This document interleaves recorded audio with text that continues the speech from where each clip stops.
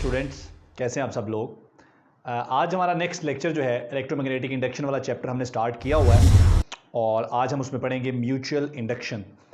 इससे पहले जो इलेक्ट्रोमैग्नेटिक इंडक्शन का इंट्रोडक्टरी लेक्चर था उसमें हमने देखा कि हम अगर किसी भी कॉइल से या किसी भी कंडक्टिंग लूप से, यानी कि हमारे पास कोई वायर या कंडक्टर के लूप की शक्ल में है या वो कंप्लीट सर्किट की शक्ल में है, तो उसके प्लेन में से गुजरने वाला फ्लक्स अगर हम चेंज करेंगे तो फ्लक्स के चेंज होने से एक इंड्यूस ईएमएफ आता है और वो इंड्यूस ईएमएफ पैदा करता है इंड्यूस करंट।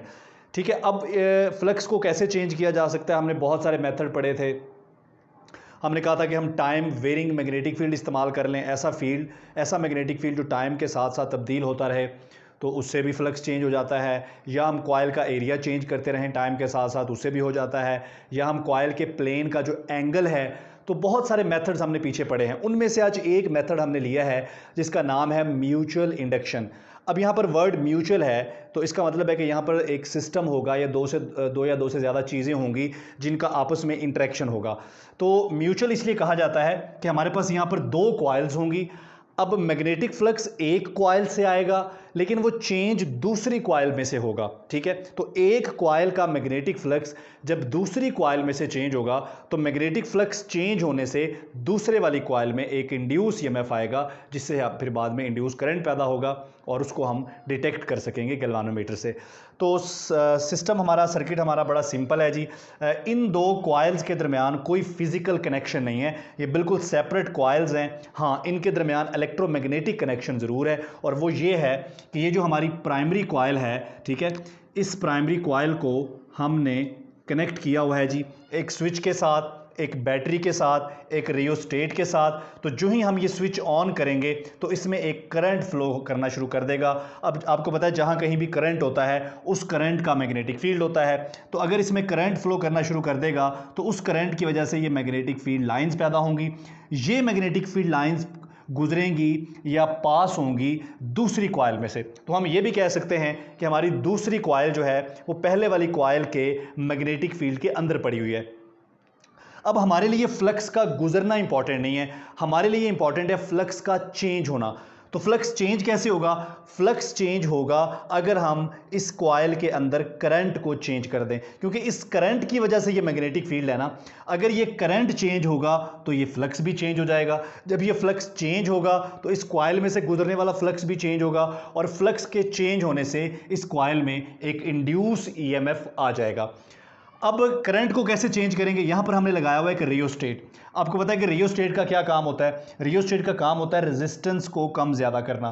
तो जो ही हम रेजिस्टेंस को चेंज करेंगे तो रेजिस्टेंस चेंज, फॉर एग्जांपल कि पहले रेजिस्टेंस की कोई भी एक वैल्यू है R, हम क्या करते हैं कि रेजिस्टेंस को कम करना शुरू करते हैं। जो ही हम रेजिस्टेंस को कम करेंगे करंट बढ़ना शुरू होगा। अगर करंट बढ़ना शुरू होगा तो ये मैग्नेटिक फील्ड भी बढ़ना शुरू होगा। इसका मतलब है कि यहाँ पर जो करंट है हमारी इस कॉइल में, जो करंट है इसको हम प्राइमरी कॉइल कह रहे हैं इसलिए करंट को प्राइमरी करंट कहेंगे। तो इसमें जो करंट है, ठीक है, that is proportional to flux, magnetic flux, या मैं इसको बी भी कह लेता हूँ। ठीक है, इसका मतलब है कि जितना ज़्यादा करंट आएगा इस कॉइल में, इस कॉइल का जो मैग्नेटिक फील्ड है वो उतना ही स्ट्रांग होता जाएगा और अगर फील्ड स्ट्रांग होता जाएगा तो उस फील्ड का फ्लक्स भी जारी बात है स्ट्रांग होता जाएगा। तो जो जो हम रेजिस्टेंस को कम करेंगे रियोस्टेट की मदद से करंट चेंज होता जाएगा, इनके करंट बढ़ता जाएगा। करंट बढ़ता जाएगा तो ये मैग्नेटिक फील्ड लाइंस की तादाद भी बढ़ती जाएगी। तो इनकी जब तादाद बढ़ रही है, फॉर एग्जांपल शुरू में आप फ़र्ज़ कर लें कि ये एक दो लाइनें गुजर रही थी, करंट और बड़ा, फ्लक्स और बड़ा, ये लाइनें 3 हो गई। ठीक है, फिर ये लाइनें 4 हो गई। वैसे तो ये लाइंस थाउजेंड्स और बहुत बड़ी तादाद में हो सकती है, मैं यहाँ पर जो है वो एग्जांपल के तौर पर समझा रहा हूँ। ठीक है, तो ये जो लाइंस होती हैं ये इमेजिनरी लाइंस होती हैं। ठीक है, तो यहाँ पर हम चूँकि समझने के लिए ये बात कर रहे हैं इसलिए आप इसको उस टेक्निकल अंदाज में ना लीजिएगा। तो हम यहाँ पर सिंपली इसको सिंप्लीफाई करने के लिए ये कह रहे हैं कि फ़र्ज़ करें कि शुरू में करंट की जो वैल्यू थी उसकी वजह से सिर्फ 2 लाइंस जो है वो यहाँ से निकल रही थी। उसके बाद जो जो करंट बढ़ा, करंट बढ़ने से मैग्नेटिक फील्ड बढ़ा, ये लाइनें 2 से 3 4 5 6 बढ़ती गई। तो इसका मतलब है जो जो आप करंट बढ़ाएंगे इस कॉइल में तो ये मैग्नेटिक फ्लक्स जो है इसकी तादाद चेंज होना शुरू हो जाएगी, फ्लक्स बढ़ना शुरू हो जाएगा। तो हमारे लिए बड़ा इंपॉर्टेंट है फ्लक्स का चेंज होना, जो ही फ्लक्स चेंज होगा तो दूसरी कॉइल में फ्लक्स चेंज होने से क्या आएगा, एक इंड्यूस ईएमएफ आएगा और उस इंड्यूस ईएमएफ की वजह से एक इंड्यूस करंट आएगा। वो इंड्यूस करंट जब यहाँ पर फ्लो करना शुरू करेगा तो गैल्वानोमीटर जो है, गैल्वानोमीटर का पॉइंटर हमें बताएगा कि इसमें करंट आ चुका है। तो गैल्वानोमीटर का जो पॉइंटर है उसकी जो मूवमेंट है उससे हमें आइडिया होगा कि करंट इसमें, इंड्यूस करंट इसमें जो हमारी सेकेंडरी कॉइल है उसमें आ चुका है। ठीक है, तो फ्लक्स इस कॉइल का है, चेंज यहाँ पर हो रहा है जिसकी वजह से एक इंड्यूस ईएमएफ आ रहा है। तो अगर हम यहाँ पर अपना फेराडे लॉ लगाएं जो पीछे हमने पढ़ा है, तो फेराडे लॉ के अकॉर्डिंग जो इंड्यूस ईएमएफ होता है, चूंकि ये सेकेंडरी कॉइल में है इसलिए मैं साथ में एस लिख रहा हूँ, तो induce EMF in secondary coil is equal to minus N del phi over del T. ठीक है, तो ये जो एन एस है ये हमारे पास क्या है, number of turns of secondary coil. तो ये हमारा फेमस फेराडे लॉ है, ये हमें बता रहा है कि rate of change of magnetic flux is equal to induce EMF. Clear हो गया जी। तो अब यहाँ पर हमने इंड्यूस ईएमएफ को rate of change of flux के साथ रिलेट किया है या कनेक्ट किया है। तो ये जो फ्लक्स है इसकी जगह, चूंकि ये फ्लक्स है तो करंट का ना, तो हम यहाँ पर यूँ भी कर सकते हैं कि हम इस फ्लक्स को रिलेट कर दें इस प्राइमरी करंट के साथ। यहाँ पर तो हमने फ्लक्स को रिलेट किया ना, इंड्यूस ईएमएफ को रिलेट किया हमने फ्लक्स के साथ, तो इंड्यूस ईएमएफ को हम करंट के साथ भी रिलेट कर सकते हैं। तो यहाँ पर करंट भी आ सकता है, उसके लिए थोड़ी सी हमें डेरिवेशन करनी है, मैथमेटिकल काम है। ठीक है, वो ज़रा हम कर लेते हैं। तो सबसे पहले हम बात कर रहे थे कि हमारा जो फ्लक्स है, ठीक है, फ्लक्स जो फ्लो कर रहा है सेकेंडरी कॉइल में से, ठीक है, ये फ्लक्स जो है ये डायरेक्टली प्रोपोर्शनल होता है करंट के।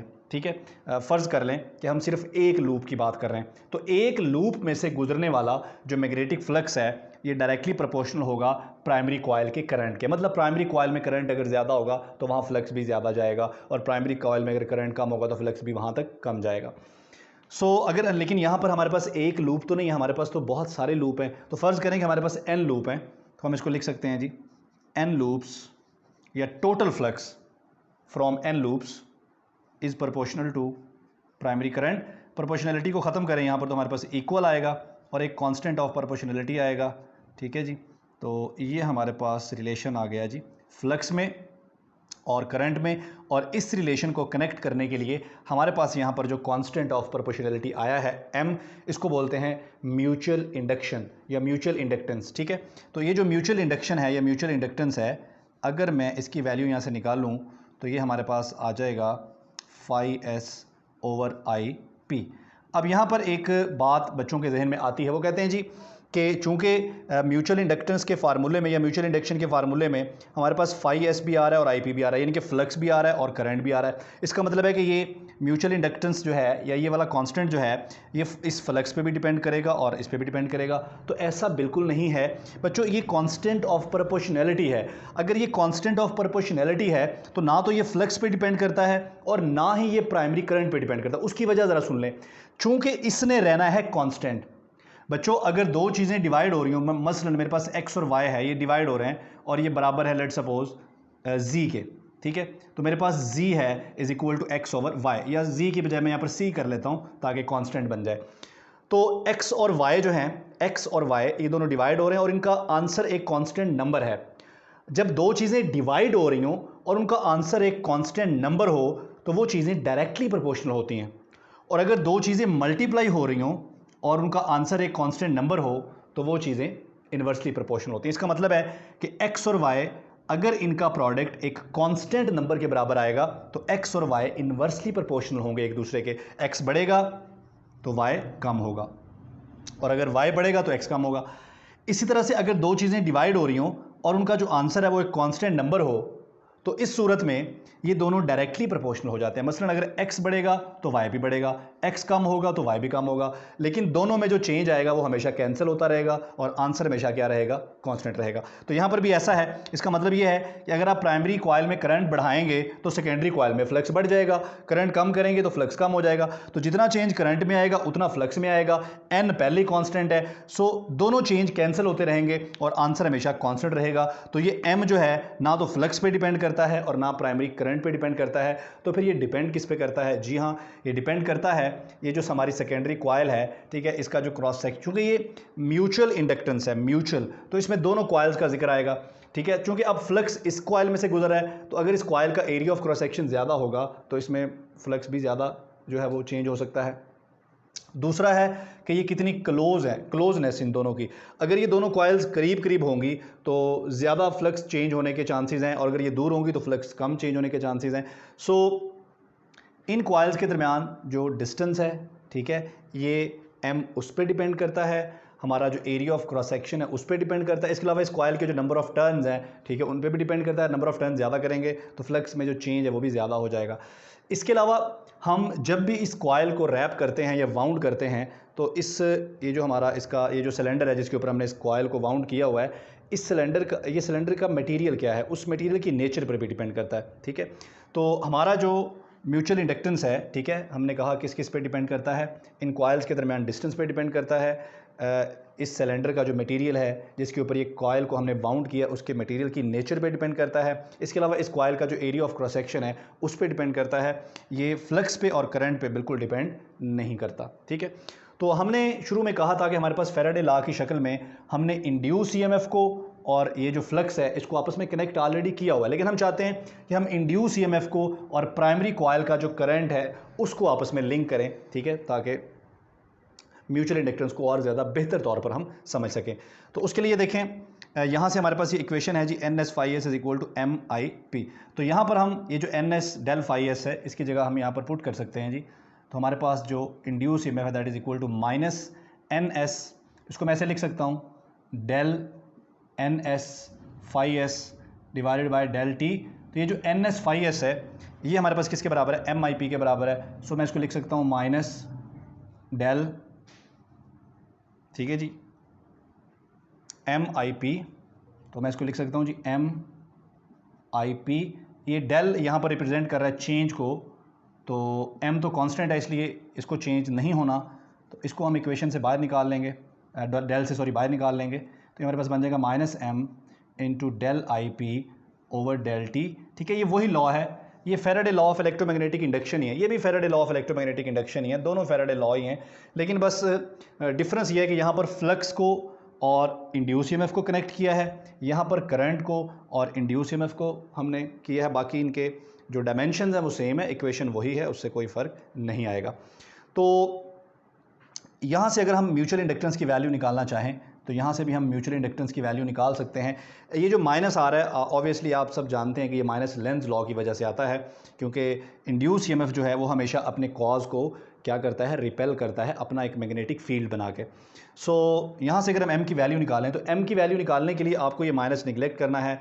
सो यहाँ हमारे पास है जी फ्लक्स, और ये del I P over del T इधर जाके क्या हो जाएगा जी, डिवाइड हो जाएगा। तो अगर हम इसके यूनिट्स बना लें M के, तो M के जो यूनिट्स होंगे, ठीक है, यहाँ से देखें ये फ्लक्स, ये इंड्यूस ईएमएफ है, तो इंड्यूस ईएमएफ का यूनिट क्या होता है जी, वोल्ट होता है। मैं पूरा लिख देता हूँ ताकि कन्फ्यूजन न रहे। और करंट का क्या होता है जी, एम्पेयर होता है, पर एम्पेयर आ जाएगा, और टाइम ऊपर आगे सेकंड हो जाएगा, तो वोल्ट पर एम्पेयर सेकंड। तो इसका यूनिट बन गया वोल्ट पर एम्पेयर सेकंड, लेकिन हम इसको बोलते हैं हेनरी और इसको H से रिप्रेजेंट करते हैं। तो हेनरी जो है ये जोसेफ हेनरी को होमेज पे करने के लिए, ठीक है, आफ्टर जोसेफ हेनरी हमने इसका नाम हेनरी रखा है। सो 1 हेनरी जो है हमारे पास, 1 Henry is equal to 1 volt, ठीक है, पर एम्पेयर सेकंड। अगर हम इसको डिफ़ाइन करना चाहें तो हम इसको डिफ़ाइन कर सकते हैं जी कि हमारे पास म्यूचुअल इंडक्टेंस जो है वो 1 हेनरी होगा अगर 1 वोल्ट अगर 1 एम्पेयर करंट 1 सेकंड में चेंज हो सेकेंडरी कॉइल में, और जिसकी वजह से सेकेंडरी कॉइल में 1 वोल्ट का इंड्यूस ईएमएफ आ जाए, तो इस सूरत में हमारा जो म्यूचुअल इंडक्टेंस है वो क्या होगा, 1 हेनरी होगा। सो ये था जी हमारा म्यूचुअल इंडक्टेंस, और एक्चुअली यहाँ ये Faraday law of electromagnetic induction की ही एप्लीकेशन है और उसी को हमने यहाँ पर इंटरप्रेट किया है, उसी की हमने वजाहत की है। लेकिन हमने एक मेथड देखा है कि यार एक ये भी मेथड है इंड्यूस ईएमएफ प्रोड्यूस करने का और फ्लक्स को चेंज करने का। सो ये पहले हम पढ़ चुके थे, लेकिन आज हमने उसके लिए मैथमेटिकल स्टेटमेंट्स कुछ लिखे तो कोई नहीं, हमने बस उनको अंडरस्टैंड ही किया, वो ऑलरेडी हमारे पास मौजूद थे। सो आई होप कि this lecture will help you a lot. और इसके बाद हम इंशाल्लाह देखेंगे सेल्फ इंडक्शन। तो यहाँ पर तो हमने देखा है कि एक कॉइल का फ्लक्स दूसरी में चेंज हो रहा है, तो हम देखेंगे कि एक कॉइल का फ्लक्स उसी में भी चेंज हो सकता है। तो थैंक यू, अल्लाह हाफिज़।